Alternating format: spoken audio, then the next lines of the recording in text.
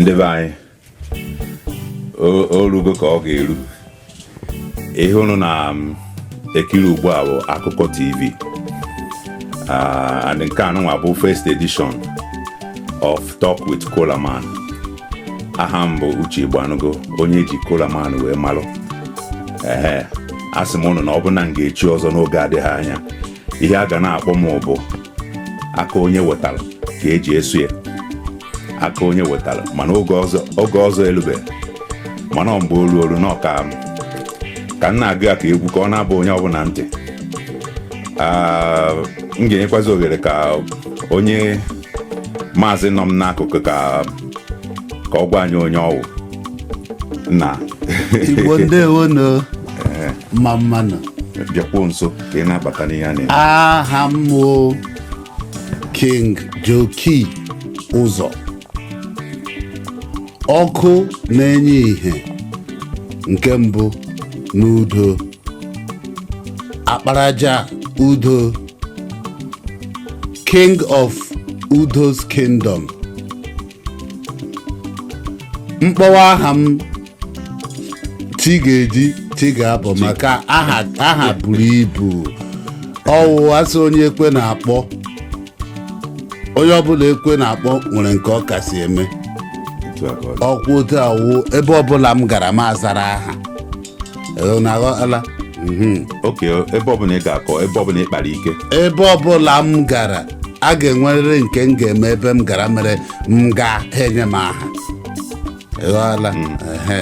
Akwa m nwa amụrụ gbegbe nke izizi n'ezi nna m. nwa Amụrụ gbegbe nke izizi n'ezi nna m. so na ihe ukwu mere. Wụrụkwa Chief amara amaghị. Kọwagodo afọ anọ. Kọwagodo nya bụ afọ. Maka o nwere afọ ya bụ etu oge onidie nkọwa. Ọ ya mere m ga-ejeche ịkọwa ya. Maka agwaburu m na awụ m ọkụ na-enye ihe. Nna mụrụ m amụwụ ọkụ dara ebube na Mbaise. Mụ abịa wụrụ ọkụ na-enye ihe. Maka ọkụ dị ebube chee na ọ nyụọna ịzọnye ụkwụ ya nre gị. Mụ asịkwana gị na awụ m Chief amara amaghị. Ya wụ onye Owere si anụ am kụrụ ya wụ ha aparị. Ịghọtala? Ha mara amaghị wụ mmanụ ga-amacha something ihe emekwe ka ọ maa ya iche na ọmụgo gị nwakwa onwe gị gai. Anyị gbagharịcha ya hụzie na ọgị nwache na ịwụ gai ga-emecha wuru mugo. Oke, unu nwabụ ndị na-asụ ịghọtala. Ọkọ anyị na-asụ ịghọtala. Ọtọ mgbe m na-aba ka m na-anụ ịghọtala. Asụkata dịtịrị ya baa m ọnụ. Ndị Mbaise n'ohia unu anụla na ya. Maka na asụsụ ụnụ, anyị ma na Igbo na-asụ n'onu, Igbo dị omimi. Igbo na-asụ n'olu mere Igbo ji si olu mba. Nkụ mba lejeghekpere mbari. Mamụnụ ghara nkụ mba leghere mbari. Oliver na-akụ ya n'egwu. So asụsụ mba wa asụsụ ke ha.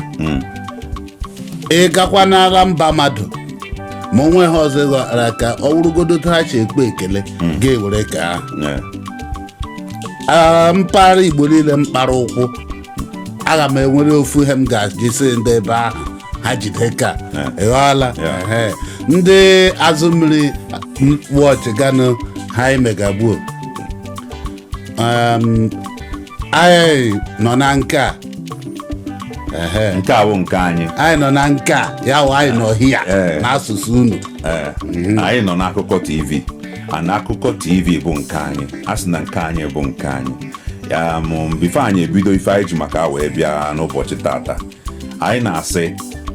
ọrụ obodo na-enene anyị n'ife onyonyo anụnwa. Ọ bụ na ife anyị na-eme maka nke a bụ nke izizi, ị na-anya ọ bụ na ọ masị gị, ịchọkwanụ ka isoro anyị n'ụbọchị dụbara agha,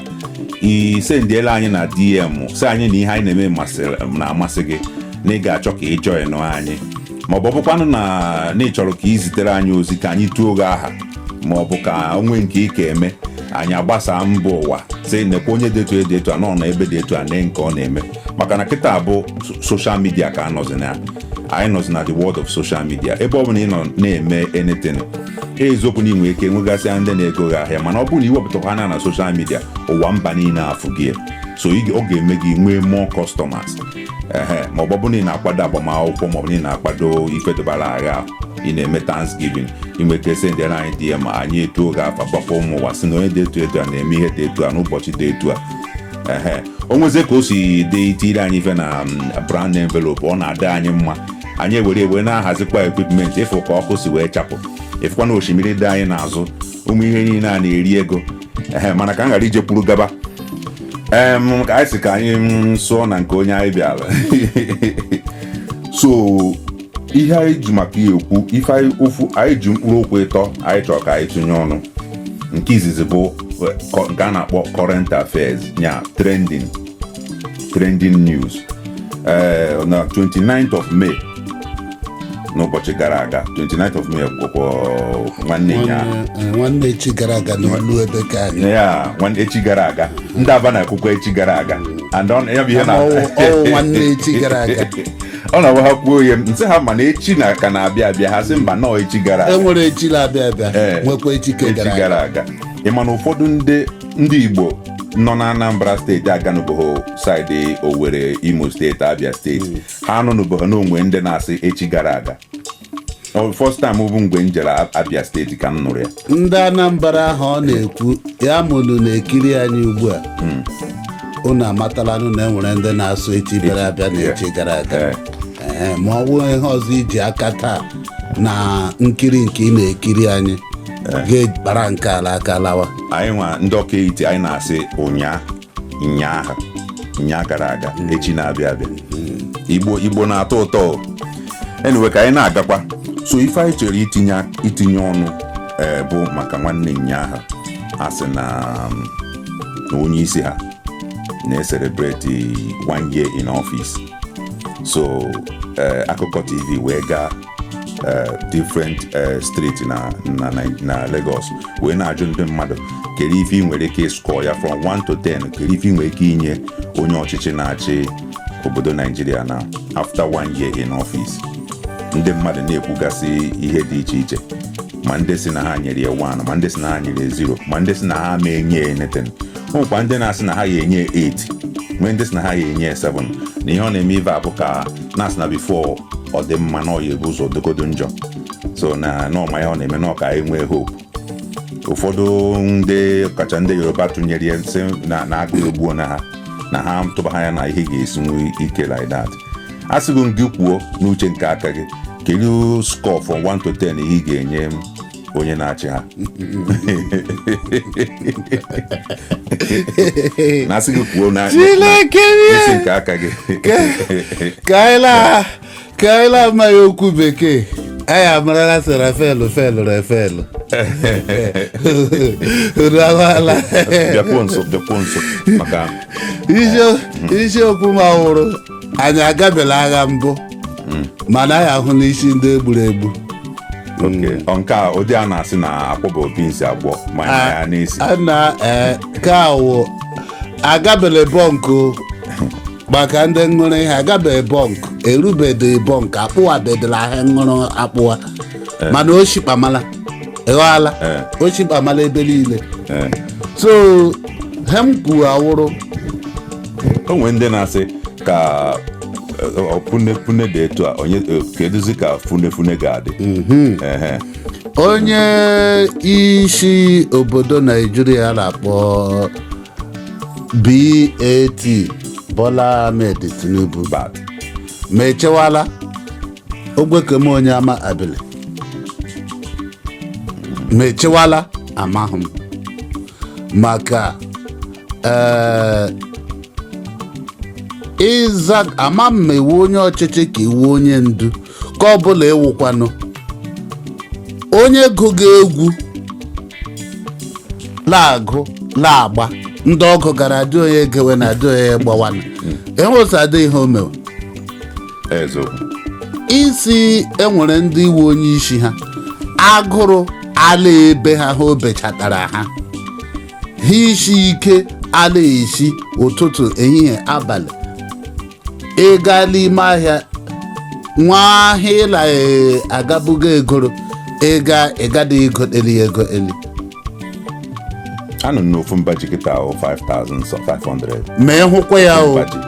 ma ịhụkwa ya na garị na aha egote nwuzi garị one penta garị 10,000-12,000 ihe a na-eri eri n'obodo ahụ nwa obere oge otu isi ike na agụ oshi anọ n'obodo ahụ mmadụ ga-ebido riwe ibi ya bọtụ onye chi iri ya bido na ndị si ha wụ ndị ọchịchị mba ha bidogoro ribe nkịta ha bido otele eriwere nkịta mba ọ bụghị mmadụ niile na ngwere abụbeghị oke abụbeghị mba ha riwe ndị chịwa ha ha na-eri na mmadụ unu a na-eri na mmadụ anyị abịa ha chị ụlọ ọchị maka sị na ụmụnne anyị ka nọkwa ebe ahụ ha sọkwa afọ ihe anyị na-afụ ihe niile a na-eme ebe ahụ na-emechapa anyị ncha niile affect because na ọ bụ nọọ mgbe mbụ ọ ya bụ ise ndị ete n'iro to Africa onye ahụ ewere emepụta ihe afụrụ anya mana kịta ọ na-erikwa esizi 200 euro so ịfụkwa na ọ na-emekwa anyị nwa affect onwe ife anyị chọrọ ka anyị rụpụta dị ya ọ bụ na ihe ejibu 500 euro wee rịa kịta ọ na-eji madị 2,000 euro a sị na ọ na-emetụ anyị agaghị etinyewa ọnụ n'obodo ọ na-emetụ anyị mgbe m kara nọrọ okorobịa ọ na-awụ ikwuru okwu gbasara ndọrọ ndọrọ ọchịchị politiks na ndị otu ya m sị gị ọ gbasa ha ma wee mee politishan and ọgụgụ ahụkwanụ m mana onye ọbụla dị ndụ ma ọ sọrọ gị ma ọ sọ ha gị ị ga-enwerịrị interest ị ga-enwerịrị interest gbasara politiks maka emekwa elu ma ala moto a ha gbago ndụ a ha biga ego onye ka ha ji ebewe ya ego mụla gị so ọ ga-agbasara gị ọ ga-agbasara gị ọ dị ka ebe mmadụ nwụrụ asa dịka a na-eli ya dịka a na-eli ya ọwụ ya ezigbo mmadụ adụ hafụ nene unu hafịa ya eshigbo dede ọwụ otu politiks ya dị ịzọ ọgbasa ha gị ishie eshigbo oge mana ka ịkwanụ skọ ị nwere ike inye from 1 to 10 ma ọ chịwala amaghị m so orubele 0 ya fọke 1 mana ka ife ọ dịghị ka ọ ga-abụ ofe ife ọ ga-abụ mee now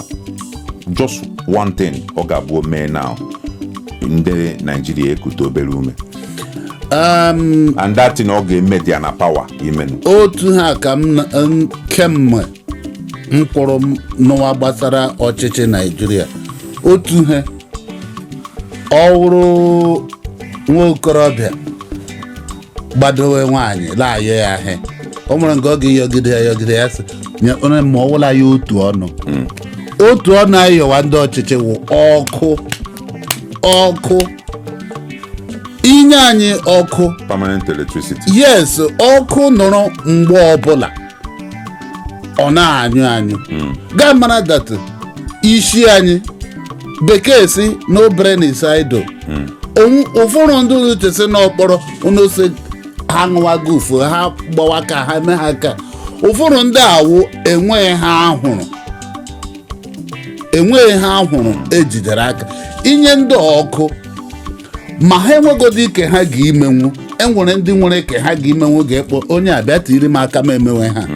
because you cannot build anything in darkness and that is the thing onwe ihe ọzọ chụrụ ka mpụ la aghọm karịa ọkụ ọchịchịrị na ihe a na-anọ ofu ebe ha ọjọọ mewere ala ahụ wụ Naijiria maka ọkụ adị ọkụ dịrị onye ahụ chọrọ ịga izu ezu eme ihe che eso ọkụ nọ ọ ga-ịhụ ya tinye akala ha ọjọọ bọtụ ihe i kwuru bụ eziokwu ọkụ dị ha na ndị na-akpụ isi a na-akpụsi ike ndị na-agba ife ọkụ ndị na-alụ geeti ọrụ adị eziokwu and ị mana kịta enwego some companies na Nigeria na-arụ electric cars even na enwego electric keke with solar panel n'elu so ọ bụ na ọkụ na-adị steady nke a sị na fuel garala ọnụ ogbugo ndị switch bụ alternative already ịghọtago ndị na-agba keke eje convert ya keke ha to eletrik a na-agbakwa transport. Onwe na ọtụtụ ndị Igbo m hụrụ n'ala bekee wa nwere ezigbo aka ọrụ mụ arala hedị aha n'aka ndị ọcha, mana ịkpọ ha gị na ha na-akpa nkata ka ụmụnne si ha were na amamihe ga-anyadokwana ya ụmụnne anyị nọ n'ụlọ. Ha sị amamihe dị mana ọwa ọkụ ka eji eji ehụ ya datụ amamihe a ha bịara bịa wee aka nwa bekee. Ha nwekwara ike ịnọgide amamihe ahụ atọ with them tọ n'ala bekee maka anyị nwee ọkụ. So ndị sị ha okwu ha ruru onye isi Tinubu nso ma ọkwa na ndị nọ ya nso ụzọ bụrụ na nwere ike isi mee ya aghọta si ha wụ ichi mba anyị chọrọ ya merere anyị ha ọzọ ya nye anyị naanị ọkụ. Nigeria ga-akpọgidekwa ya aha ọma tere ụwa agwụ. And ọ bụrụkwanụ rocket science because na ọ bụgo na ọma ha ka a ga-esi wee the contract nye Governor of Abia State. O repeat ihe ahụ o mere na Abia na other states. ịghọtago and they can afford it. Let other states copy and paste. Copy and paste. Copiano Alex Oti paste ye na Port Harcourt na Jos na Kaduna na Anambra na Delta State ọkụ adụnụ na Nigeria. Enwe ndị gbara expo politics ka ndị politician ha chi ime campaign ha enyere otu onye a si mee win elu obodo ya but ha ọma ahụ onye ahụ mere na obodo ya nyere okwenene ya unu na-abịa ala bekee hie unu bịa unu ahụ otu ebe a si macha mma ha bịa ha agba ụba nakpo tren n'ime tren otu ihe niile chi ma mma but unu lazi ebe ahụ unu ajụ maka unu chesi unu mee ya mara anyị mma ugwu na-agaghị ela mgbe ahụ ka unu ga-enweghị ugwu na ọwa onye ndị dị otu a mere ihe dị otu a n'okeke ha akwere ha ugwu. O nwere onye ajọrọ si ya kelee otu mkpụrụ ife ọ si Tinubu mepụtagoro maka o nyere Tinubu 5%. Ọ sị na ofu ife Tinubu mepụtara afụrụ anya bụ na since ọ balụ n'ọchịchị na-enwebeghị corruption scandal.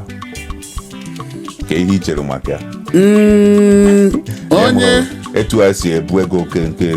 Goodluck Jonathan anakọta sị na ofu onye riri ego na-ede etu a so nke a tọọla m iche. Ọ sị na ofu ihe a ka o mepụtara no fight go corruption na corruption anyụọna ka ọkụ pee. Akụkọ nke a ọ na-atọ m ezigbo ọchị. Ihe o ji atọkwanụ m ọchị wụ ngwere niile makpu amakpu onwe onye maka ya afọ higa na egidebele awa esi emega mgbe onye chere Naijiria na-akpọ Abacha nọ n'ọchịchị onye ọbụla ma Abacha mee ya so onye aka ike enwekwana onye ma ya so onye nnapụ ọzi mgbe Abacha nwụrụ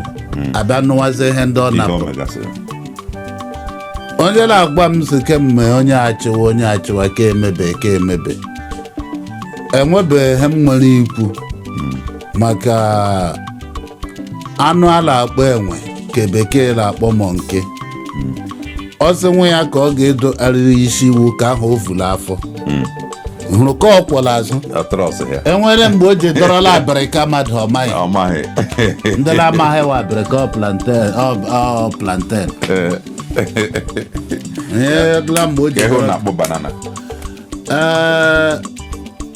ịgwakwago eziokwu banana ịma na banana otu a bịara mkpụrụ osisi ọbụla nwere different species and ebe ka anyị enwere banana ebe ka anyị na-asụ mkpụmkpụ ha na-akpọ ya wu unene ka ogologo a odo eti nwe ego Igbo nwe ego Awụsa ka ogologo unu rawa awụghị ka ebe ka anyị ọ bịara abịa ebe ka anyị so ama ahụ ya enwere unene nke mkpụmkpụ anọ ya na-akọ atọcha ụtọ ịfa ya n'ọnụ ka ogologo ala nnukwu ebe ka anyị maka adịghị ama mana ọ bịara abịa ebe ka anyị esikwa na ọbịa ha abịa ga agbazie m aha ya ma amata osi ugwu Hausa wee bịa amaghị m ebe o si bịa mma asụ ọ bịara abịa okay ka anyị fee na the second topic anyị ji maka ya wee nọdụ ya maka current affairs ka anyị na-ediscuss maka ya o nwere nwatakịrị nwaanyị gara viral na social media ịghọtago emere interview ọ na-asị na before onye na nwoke akpa nkata oge nwoke ahụ ntị from morning before na-erute na mgbede na ị ga-akwụ igoriri 20 million before onwe ike consider na ọma continue discussing with you na ọ bụ na ị na-ayọ ya oyi ị ga na-akwụ ya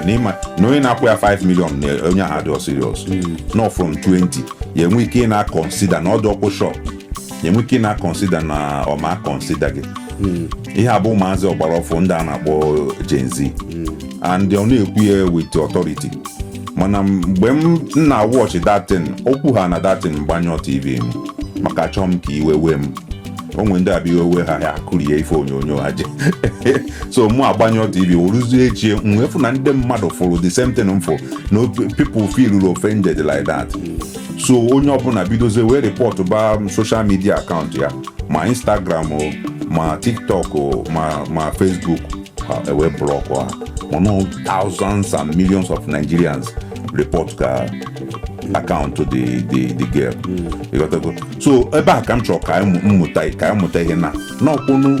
igwe bụ ike igwe jikọta ọnụ etu ahụ esi cancel that girl ka enwekwa ike isi wee cancel onye ọbụla si n'isi adịghị ya mma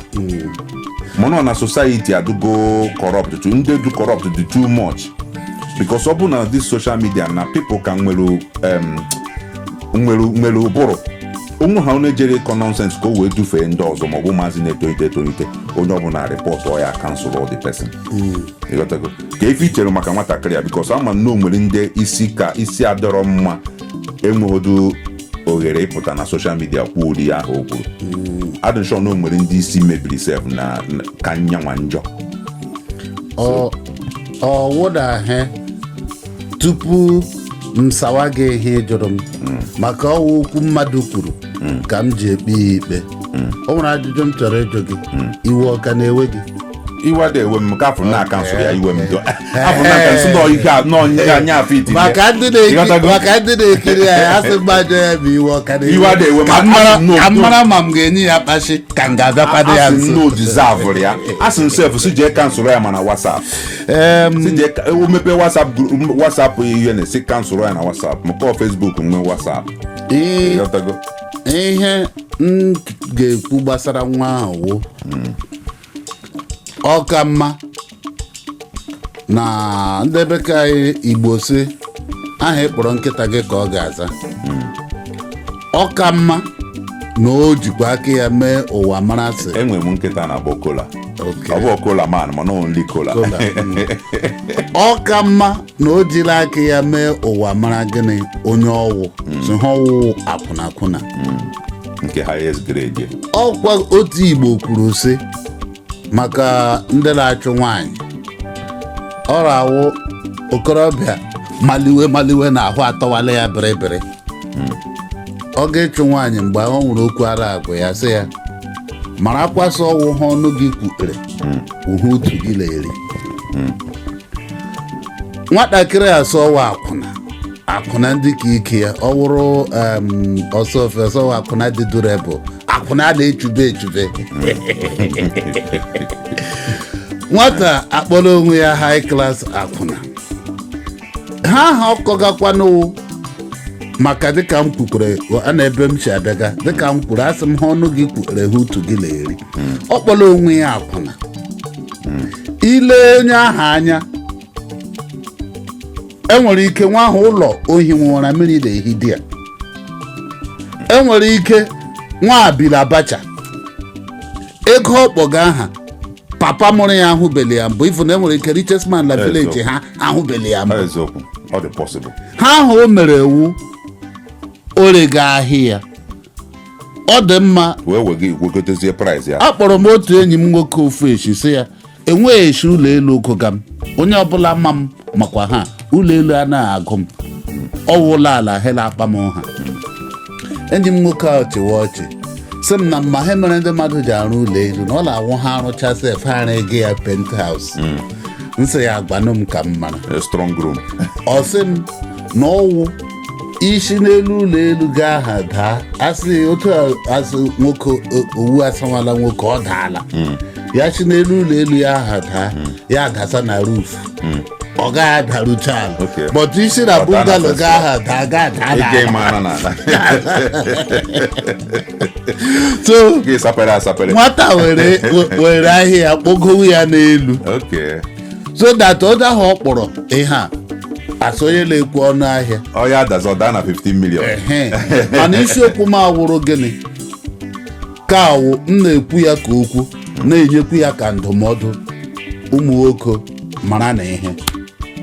ụmụ nwoke mara na ihe adịchọrọ nwe ndị na-akwụ ya da 20 million he Chineke nyere m ka aka nye gị ike gị gbawa ya agbawa anyị were ihe tinyela ihe ya atọwa gị tọwa m imecha gasị m kwụọ gị ụgwọ amadị ọha magbukwa ego ebe ahụ nnọkara m ewere ego nye gị na ihe la-atọ m la-atọ gị ọwụlụ ụwa ka unless ekegharịkwara ụwa ka kee ya ọzọ the kind of self-entitlement and ọ nọ na-ekwukwu sị na o nwere one married man ya na ya nọ na-egwodo ya wee mechazie dị man enyeghị ete nkọbụ ịghọtago onye si na before a talk to her 8 hours from morning to night ị ga-akwụnye 20 million jikwa ọnụ ya sị na ọ contradictory onwe sikwa na o nwere one married man richarịa onye hi ete nkọbụ ọwụ ya wụ isiokwu m ahụ adịghị onye wee ọ chọrọ ime onwe ya ka even nne m ịgwago eziokwu ha ahụ ịchọga inwe eria eme otu isi nweta ya inweta ha ya la ego ọwụ imeele anyị ga-akpọwa nkata gị ha chọrọ ka ahụ ga anyị ahụ na gị mana otu ihe m ga-emekwe gị amara wụ otu anyị si hụ gị otu ugbo afọ ọzọ ka anyị mara otu ị ga-adị akwesịghị ịchọrọ ego ị ga-ahụ ego ahụ ị chọrọ bọta ọ wee mazi ma ndụ ọ ga-efọrọ gị ụmụ nwoke ji ego na-akpagharị chọwa ụmụ nwaanyị ha ji ya adọgbu enye gị ego gị ewere ego ha narakwana gị ka iji bịa ụwa ị mana kịta afịa na-ewebe niile ọ pụta na streeti o nwee kesef ma ọ ma handle nwuzi again maka all fingers will be pointing on her 100%. ma ndị ga na-ekwu si ya tụrụ ugo ma ndị ga na-asị ya sphere ịghọtago nwa na ikwuru ahụ o teela shi n'ọnụ ya na-achọzi onye na-asị ya lekweshi buru pụta iro anyway afọ ya sef mụ ama ha mụ abịa makwuo na anyị neche anyị onweghị ị ga-enepụta ya inecha ya anya onweghị ihe ị ga-enepụta ịgbakọ minus ọnụ ọwụrụ ụmụaka otu pantị eziokwu ụmụaji ha bịabeghị etere gị shi green la bed ihe na-ewute m abụọ n'okwuru ya nọọ ndị ọ ga-enwe ụmụazị na-etolite ga na-ene ya anya ga na-ele ya ụdịrị ndị ahụ ekwesịghị ịpụta ịbịa jụwa ha ajụjụ maka adị ndị wụ ha ya I think na Nedu Wazobia na ndị Honest Bunch I think na ha regretted ịkpọta ya na that show because fan nwere one certain kind of dignity mana ịkpọta a ga-enwere some people ga-akpọ call si edu ha ka ekwuru si kpọta ụdị mmadụ a edu na for my hand na falling of hand ya ma level unu oru n'otu a very soon unu ga-abakwa ihe tissue paper the girl chọrọ ịchị ha aja na garị ịmana the worst thing nwere ike ime mmadụ wee wọ tissue paper because ịwọ tissue paper ma nwaanyị eji ha gị hịọcha ihu ya eji gị hịọcha azụ ịghọala so Nedu Wazobia na husband material la ezinne mama onye ka ọzọ ama aha gị maka ile eme nwayọọ nwayọọ nke na-eme dọọ ka aha ama aha ya your face no show ka m gwa gị kewe eziokwu so hem chọrọ ikwu ndị a mkpọrọ aha biko na gbalịa na mara ahụ unu ga-eme enweghị onye ọbụla oke mgbere ọchịcha unu akpọfụta o nwere one woman pụtara na-asị nọ na ha chi ịkpọta nwaanyị na show ha akpọta nwaanyị enweghị isi onye n'ọsọsọ Helen Paul that comedian bụ onye tọkụrụ sense mana ụdị ụmụ nwaanyị ha na-akpọta ndị na-akọ nonsense mana ha chịkpọta nwoke ha akpọta somebody dị educated a ga-amụta ihe n'aka ya somebody dị well educated mana ha chịkpọta nwaanyị ha akpọta street girl ga-abịa kọọ nonsense mana ya wụrụkwa hụnụ na-eme ọ dịkwa m mma ụmụ nwoke unu winiga ụmụ nwoke unu nwaka and the nwa asịkwa na ụmụ nwoke dị cheap na ịga na DM ya na ụmụ nwoke gbara kasa akwakọọla m ha ọnụ na ha dị cheap ụmụ nwoke unu mefọga anyị nwawa ụmụ nwoke nwa obere oge ụmụ nwoke ga-akọ na ibe ha ụmụ nwoke na-adara ụmụ nwaanyị iberibe mana ọkwa ma na-etu esi asị na ụmụ nwaanyị juru ebe niile mana ịchọba nwaanyị ị ga-anụ ụmụ nwaanyị akọ nwaanyị a ga-anụ kọrọ akọ ihe a the hardest thing to find on this planet mana etu a ka ọ dịkwa nwoke juru ebe niile ọ sị na nwoke dị cheap mana nke a ga-anụ kọrọ akọ ịghọtago so anyway that is by the way ka anyị gaa ka vidio anyị ghara ite aka maka ndị mmadụ ahụ enwezi ndidi enene vidio tere aka ọsọ ya bụ n'ebe a na-amụta eji ị ga-esi asọbaịbụ na ndụ gị ndị mmadụ enweghị taịm atọ o nwere mgbe ọ gabere ọkwa ịchọpụta na egwu a na-erelizizi na muzik bụzi 2.something minutes ọ dịeruzi 3 minutes so onwe ozo onye nwere efe igedo egwu to 3 minutes ịgụ egwu 5 minutes onwe ozo onye na-ege ha mana Oliver Dikoko na-agụ egwu 10 minutes 13 minutes ha ga-eche eke ndị dị ka Fela Nicola Bakuti Ọsadebe egwu ya ebido 5 minutes okwubo okwu after 5 minutes ị na-anụzi then 10 minutes obidozi ekwubo okwu pịaba aka n'afọ mana kịta Doctors are Warrior na-eji 18-19 minutes akụ egwu ọzọ bụ iwe m na ndị otu ya mgbe egwu ọ bụghị ugbo onye fụta maka mgbe egwu bụ egwu jazz etu jazz si bido bụ instrumental ka ị ga na-ege nụ na after 10 minutes ịnụzie voice ọwụ ngwa egwu ga-akpọba gị n'egwu enwere ihe eji ebido ihe ọ nechasị gị ịdọnye iru ọrụ enwe iru ihe na-atọ m ụjọ etu ụwa si agazi very fast onye ọbụla chọziri quick sharp as dey hot music akọt gbago short very soon video ga-akọt ba short nweke video ga-amabụzi 1 hour 10 minutes ọ bụzi 50 minutes video the whole film ya akụchago the story and etu ahụ ife na-asị akọt short ka ndụ anyị ga-esikwa akọt short because Chineke na-eteki time create otherwise Chineke na-create mmadụ in 9 months so ọ bụrụ na Chineke na-eme ka anyị nwa after 2 months nwaanyị amụgo nwa ihe kwuru o nwere ndị egwu anyị kpọrọ aha ha na mbụ akpọrọ Ọsadebe kpọọ Warrior kpọọ Fela aha ndị a na onwe ike dị ndụ taa mana ịma ha ijika na-akọ akụkọ ha ọwụ ụdịrị egwu ha kụrụ ndị bekee anyị si ahịa ọbụla zụrụ ngwa ngwa ọ na-ala ngwa ngwa ịchọ ka ime ọsịsọ nsogbu adịghị otu anyị isikwe banye n'ọgbọ ọkwa otu ị ga-esikwe pụọ maka anything that can't last long the quality adịghị superior ọ inferior quality nne esiri ọsịsọ ada atọ ụtọ so nne esiri ọsịsọ ọha na ndị bekee anyị si eguzoro mee gịnị lụọ nwaanyị ime ga-amụta onye ara ichi lụọ nwaanyị ime ala ezu ike lụọrụ ya ute mee bara adịla ya ịbara dịkwa n'ụlọ ofe ọkwụrụ ụlọ ahụ ụlọ ma ọ kwụrụ ala ọhụụ ụlọ olekwa n'otu ịbara shi adịla ya ndị abaghị amaghị njakịrị ọ bụ na onye ahụ na-eme ka onye nzuzu a sị na ọ dị ka nne na nna ga-akwụ ọtọ wee tụrụ ime gị abamaghị njakịrị ebe a ịgakwa ụdọ nwa nke anụ ọ dị ka nne na nna ga-akwụ ọtọ wee tụrụ ime gị ije ka bren gị ji apụ ndị aba magburu na-ekiri anyị aba abụ nwa aba na na Aba ka anyị si wee nata na ewe Aba mụwa Owerri ịga Aba ebe ha ga-aga Owerri iweta ha nwanna elekwala anya ụmụahịa ịgakwa ụmụahịa ọhịa tara gị ahịa okay ngwa anyị ji nwayọ arịpụta ka anyị gaa to our last topic because video anyị etewe gị aka ka anyị endie ya in 30 minutes I think 30 minutes is okay The last one bụ mgbe m pere mpe anyị nwere igwe obodo esi m Ọka Etiti. Igwe anyị bụ mgbe ahụ Silas Ezenwa, ịghọtago. Anyị nwegasịkwara igwe mana ndị Nnobi ha nwere igwe, ndị Nnewi nwere igwe Orizu Ọka dị ndụ ruo today. Nwachukwu Orizu. So and ana m afụba palace igwe as something do holy.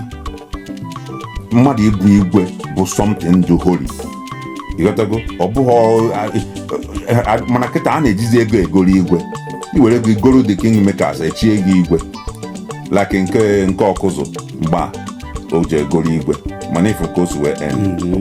Joneb ọkụzụ ya. So mana ebe oke wutekarịcha m bụ na ma amaghọzi mgbe ebe mmiri si wee baa n'opi ụgbọgụrụ na kịta anọzi gọọmenti bụ ndị na-echibu igwe. Gọvanọ bụ onye ya sị na onye a ya bụ igwe echie ya igwe. Ọ bụrụzi from people, ọ bụrụzi from tradition. Maka igwe bụ ị ga-enwe that loyal blood and ọ na-erute mana ọ bụ na enweghị ni royal blood obodo ya gbakọta ọnụ si the most senior family na onye a ga-abịa igwe. O nwekọ bụrụ onye dị close to the royal family mmadụ tradition. Mana kịta abụzi gọọmenti ya bịa sị mba napụ onye a igwe were enye onye nke ya. Ọ bịa bụghị onye obodo a. Kedu ihe ị nwere ike ikwu maka ya bụ ife na-agbawa m obi, ọ na-ewute m personally. Ọwụ na he ala Igbo emega n'ala Igbo na emega n'ala Igbo gboo ọ dị aha achịdegodo atụrụ wee gwara ọ dị aha ebe uche wuru uche kemo maka mmadụ a na-amachi ihe niile and echiche onye anakwa na-adị njọ. Uche wuru uche kem ebe mmiri a chibara anyị n'opi ụgbọghọrọ wụ mgbe bidoro nkewashi obodo afọta nwanne na nwanne bịa asị azọgakwa autonomous community kaka anyị ruo anyị akaka anyị. Igwe bụ ike, bekee si gị unity is strength. Ka a na-agbawashi ha ọ bụrụ ndị na-agụ akwụkwọ nsọ ha sị nwere ebe asị ụmụnne lụrụ nọ labụrụ ka obi ghara ịgba ote. Mgbe a na-ekewashi ha gịnị ka evutega iro ahụ laa afụta onye a amara na sị onye dị otu a onye dị otu a onye kwesịrị iwu eze. Mana enwere ike akpa ya agbagaghị ya eziokwu. Ịhụzi onye kefe lụrụ si akpa ya afọfuwe. O nwere ka ọ bụrụ ofeke. Ọ ya ka nna agwa n'oge 90 ndị a niile 50 to 60% of them ndị ala achọ ka ha wuru eze. Itresi chaa ha na-eme aka ndụ. Ifo na aka ha adịghọ na ego ha kpatara akwụghị ọtọ. Yes. So bekee sọwụ money laundry. Ikpe ego ọjọọ ga-etinye ya na biznes ọma ịsa na ego ahụ. Ha kwụ otu ha bịa ha ewere agwa ọjọọ ha chi ime ya laundry. Ọ wụrụ onye ohi, ọ wụrụ ekperi maka ọbụla ọwụ ọ banye ha na n'ọchịchị ahụ wụrụ eze. Eze agazighị ikpunwe iwu. Ọ wụrụ ebe ka anyị enwere ha na-akpọ ịgba mmadụ ikpikere nkwụ ya wụ ịmafụ gị. You don't associate with anybody. So onye ahụ bịado uto o ji ego ya azọwa dị eze so that instead of unutekpekwa echi bụ ịmafụ ya n'iwu ya nwazi onye na-akpụ dị iwu olee otu isi amafụ. And ịchọọ ịnafụ nwoke ike ya mgbe eji anafụkarị nwoke ike wụ mgbe agụụ gụga nwoke. Ọwa agụụ la ha edowere ọnọdụ a o jidere otu a mekwere Chineke mere ebere isiokwu anyị bidoro n'ọchịchị achịwa n'obodo akpụwa Naijiria. Isi ike ga-eme mmadụ ya hụ ha ejiwe oji ya sọ gachawa ọcha onwe ike ịrachapịọm. ọwụ eziokwu adịghịzi nwanne ahụzi nwanne ya n'anya maka gịnị ka erie nri and ihe esizi etu ahụ wee dị ọ bụrụ na igwe si n'azụ ụlọ wee bata obodo a na-emebi mmụọ mana ọ bụrụ na igwe bụ an ordained ka ihe a na-akpọ ya ordained authority igwe ahụ wee bụrụ igwe na-ekwu eziokwu ifu na obodo ga-adị mma maka gịnị oge mbụ ọwụ obodo o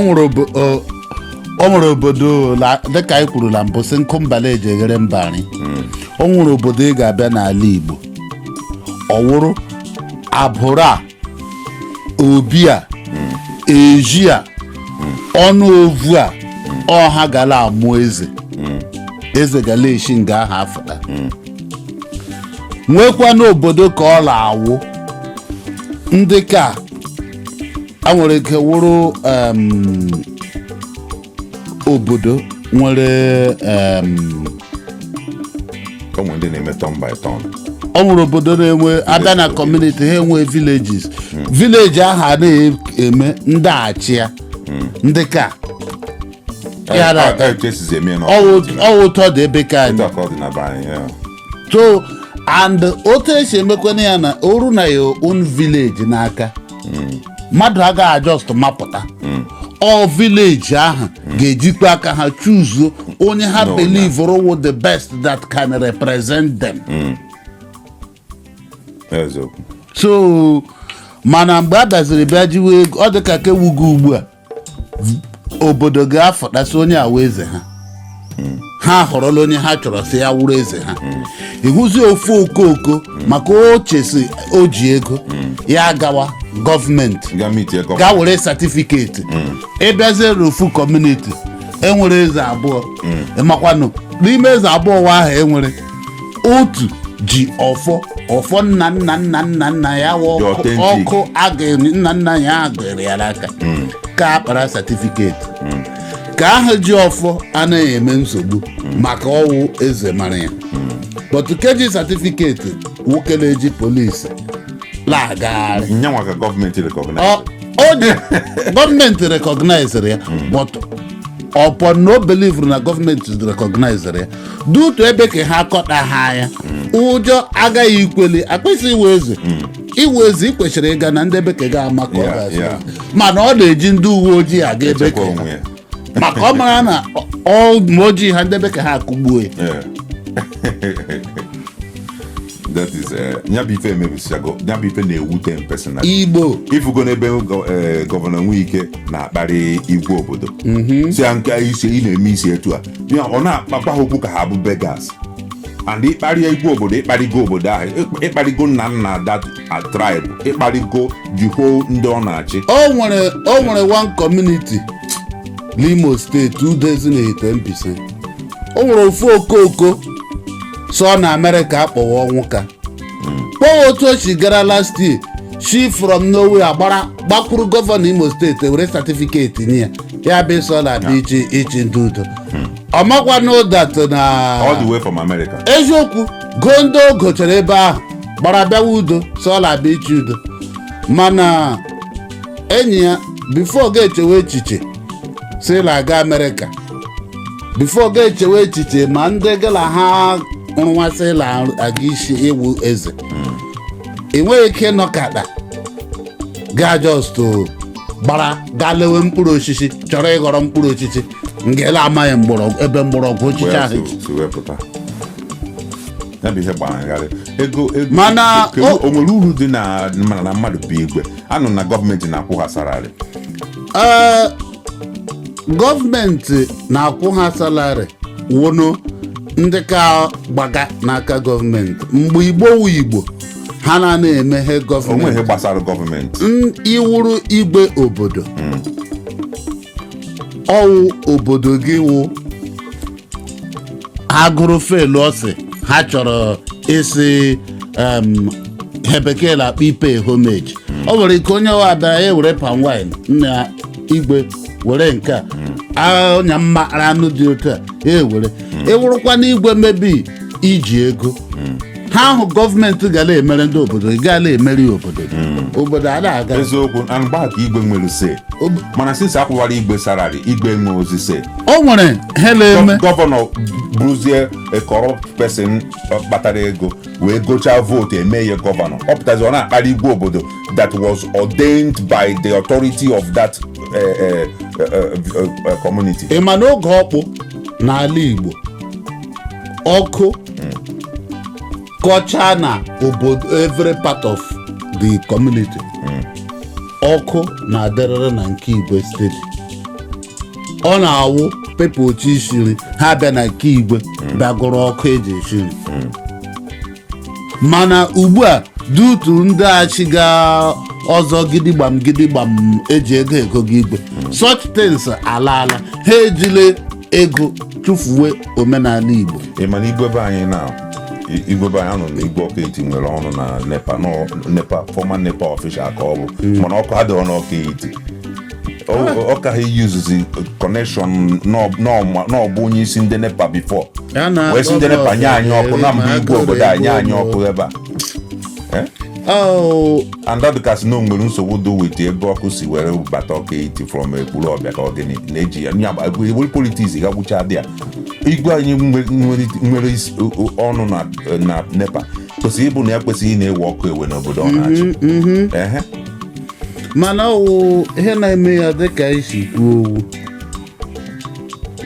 iwuru onye obodo họpụtara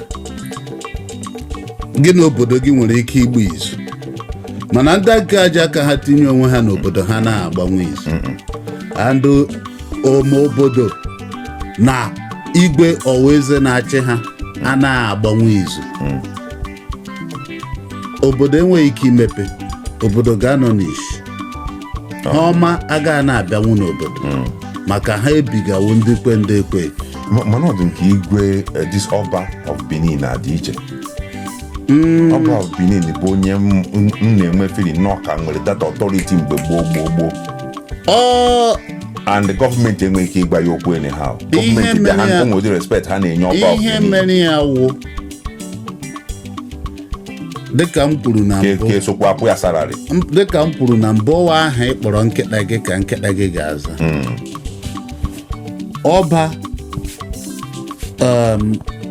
ọba tọkpe akwaka ọba ndị Benin nwere ugwu ya respect ya dị anytime any day maka gịnị ndị ya na ndị ọ na-achị achị nwere that connection and ọ dị ka ọka ndị ọ na-achị achị ugwu a na-akwere ya ha kara dowere but ịbịa n'ala Igbo na hedi ahụ emebiela n'ala Igbo. I don't think na Ọba of Benin na-ejiri ego azọ ya ọ bụ na-eji ego azọ ya ugwu ahụ ka a na-eji ego azọ ya mana ebe anyị a na-eji ego azọ ya ego awụ ọba na Benin sef ya mụọ gị ka ọ ga-awụ a ga-akpọpụ gị akpọpụ you don't stay around the vicinity till that ha mere ya ọ dị sacred ọ wụrụ ihe Igbo na-akpọ nsọ igwe kwesịrị ịdị nsọ palasi igwe kwesịrị ịdị nsọ mana kịta n'obodo Anambra steeti na ụmụ Imo steeti na Abia steeti a na-ejizi ego ọnya ife na-ewute ma abịazie gọọmenti ahapụzi enye ha respect maka a na-akwụ ha salari igwe kwesịrị iso n'ihe a na-eme igwe kwesịrị sefụ ị na-akwụ ndị obodo ọ na-achị salari nyanwa bụzi oje nara salari ifesoziere gọvanọ si n'azụ n'ụpụta ọkparịa igwe n'ihu national television ndị igwe nọzi ugbo ruru agba ọsọ ahịa ka orogboghara aka na ife isi ike adịgo too much igwe kpụọ n'ala ka ezi ife ọzọ ama akpụ n'ala ndị nze na ọzọ nke a bụzi ineke gbom ndị nze na ọzọ ebe akpụrụ igwe n'ala ka ezi ihe onowu ga-ekwu ọwa agwa ọjọọ n'okpaga ka normally ekwesịrị m iwu eze mana dutu ndị igwe ndị eze otu n'uche emefọchiwa ala Igbo mụ wee kwezi ya nara eze ha mụwụ king before adekpo okpuru ede asị king ka m awụzi m eze adekpo okpuru ede asị onye na-ekpu okpu red gosiri okpu mmemme bụ onye na-ekwu eziokwu, onye kwụbara aka ya ọtọ, onye nwere wisdom, onwe ihe na-emenụ before ọ bụ na ihe ahụ erugo oke esi nke ije n'igwe na nke igwe nyanwa ya akwụrụ ọtọ solve all the problem. ihe na-emenụ ndị mmadụ ugbu a na-awụ ha na-eyi ihe ọ dị otu a m chi kpuru igogbo anya na ndị mmadụ na-eyi ihe kpuru ihe mana ha amaghị ihe ahụ ha kpu ọ ihe ha yi ihe ọ na-erepresent. anyị ga-abịa na nke ahụ n'oge ọzọ. mba o maka okpu mmemme wa ka m chọrọ iji ka m mbuga kịta onye ọbụla na-ekpuzie ma ndị eruru oge ma ndị erughị oge okpu ka ihe mere o ji wụrụ mmemme wụ kọla ahọrọ maka gịnị enwe nke black nwee nke white nke black wụ nze na agụ nwee nke white ihe niile ndị a wụ the main one wụ nke ọbara mmemme ha mere okwenye na o ji na-achọ otu ahụ wụ ndị eze ana m enye unu ya as challenge na-agwa unu 99.9.9.9.9% of igwe and eze nọ na Igbo land presently ama he that red color okpu ha kpu n'isi signify